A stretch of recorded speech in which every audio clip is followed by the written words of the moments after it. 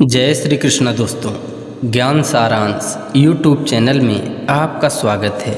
दोस्तों, एक समय की बात है, एक व्यक्ति था जो बूढ़ा होने के कारण कोई काम नहीं कर पाता था, इसलिए भीख मांगकर जीवन यापन किया करता।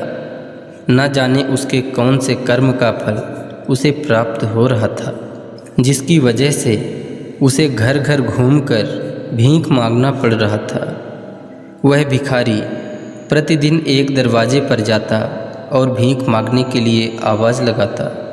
घर का मालिक घर के बाहर आता और उस भिखारी को देखकर गालियां देने लगता और कभी कभी तो धक्का मारकर भगा देता। लेकिन वह भिखारी सिर्फ एक ही बात कहता, ईश्वर तुम्हारे पापों को क्षमा करें। एक दिन सेठ को व्यापार में घाटा होने के कारण वह बड़े गुस्से में था। वह भिखारी उसी वक्त भीख मांगने आ गया। सेठ ने गुस्से में एक पत्थर का टुकड़ा उस भिखारी के सिर में दे मारा, जिससे उसके सिर में खून बहने लगा। फिर भी उसने सेठ से कहा, ईश्वर तुम्हारे पापों को क्षमा करे। इतना कहकर वह वहाँ से जाने लगा। सेठ का थोड़ा गुस्सा कम हुआ तो उसने सोचा, हमने इसे पत्थर से भी मारा, लेकिन इसने हमको सिर्फ दुआ दिया। इसके पीछे का क्या रहस्य है? इसकी ज़िंदगी में अवश्य ही कुछ घटना हुई है, इसका पता लगाना पड़ेगा। इतना सोचकर सेठ उस भिखारी के पीछे जाने लगा। भिखारी जहाँ भी जाता, सेठ दूर से ही उसके पीछे जाता।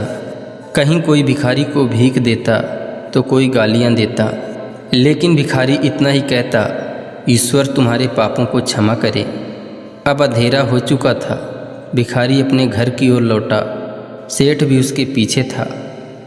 भिखारी जैसे ही अपने घर पहुंचा, वहां एक टूटी फूटी चारपाई में एक बुढ़िया पड़ी थी, जो भिखारी की पत्नी थी।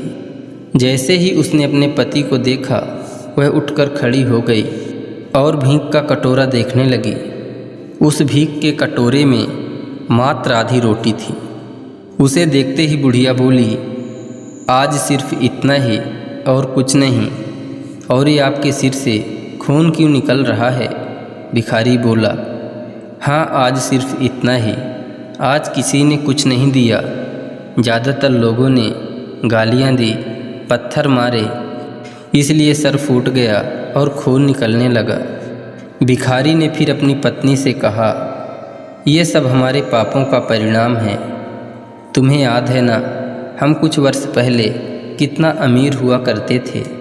सब कुछ तो था हमारे पास, पर हमने कभी दान नहीं किया। याद है ना तुम्हें वो अंधा भिखारी? बुढ़िया की आंखों में आंसू आ गए और कहा, हाँ, कैसे हम उस अंधे भिखारी का मजाक उड़ाया करते थे। कैसे हम रोटियों की जगह खाली कागज़ रख देते थे। कैसे हम उसे परेशान किया करते थे। कैसे हम उसे धक्का मारकर भगा देते थे। और बुढ़िया ने कहा, सब याद है मुझे। हमने कभी उसे राह नहीं दिखाई और घर के सामने बने नाले में एक बार गिरा दिया था। जब भी वह रोटियां मांगता, हमने सिर्फ उसे गालियां ही दी। एक बार तो उसका कटोरा तक फेंक दिया। और वह अंधा भिखारी हमेशा कहता था, तुम्हारे पापों का हिसाब ईश्वर करेंगे, मैं नहीं। आज उस अंधे भिखारी की बद्दुआ ने हमें ले डूबी। तब भिखारी ने कहा, लेकिन मैं किसी को बद्दुआ नहीं देता, चाहे मेरे साथ कितना ज़्यादा भी अत्याचार क्यों ना हो जाए।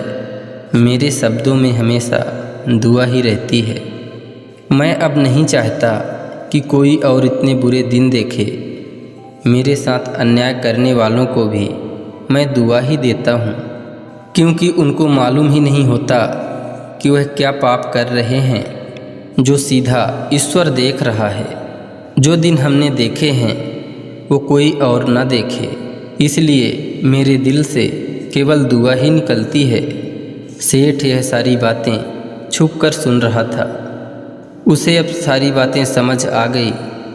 भिखारी और उसकी पत्नी दोनों ने मिलकर उस रोटी को खाया और प्रभु की महिमा है इतना कहकर सो गए। अगले दिन वह भिखारी पुनः सेठ के यहाँ भीख मांगने गया।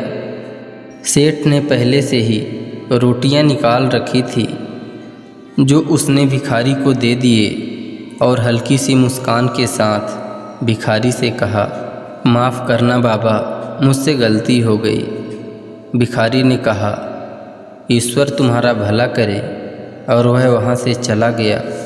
सेठ को यह बात समझ आ गई थी कि इंसान सिर्फ दुआ और बद्दुआ ही देता है, परंतु पूरा तो वही भगवान ही करते हैं। दोस्तों, इस कहानी के माध्यम से हमें पता चलता है कि किस प्रकार से हमारे कर्मों का फल हमें प्राप्त होता है। इसीलिए दोस्तों, सदैव अच्छे कर्म करो, किसी के साथ बुरा मत करो। अगर किसी के साथ बुरा नहीं करेंगे तो ईश्वर भी सदैव आपके साथ रहेगा और ईश्वर सभी मुसीबतें आपके जीवन से ख़त्म कर देगा। दोस्तों, आशा करते हैं यह कहानी आपको अच्छी लगी होगी। इसी तरह ज्ञानवर्धक एवं पौराणिक कथा कहानियों को सुनने के लिए ज्ञान सारांश यूट्यूब चैनल से जुड़े रहें एवं चैनल में यदि पहली बार आए हैं तो कृपया चैनल को सब्सक्राइब कर लीजिए एवं कमेंट में लिख दीजिए, जय श्री कृष्णा, राधे राधे।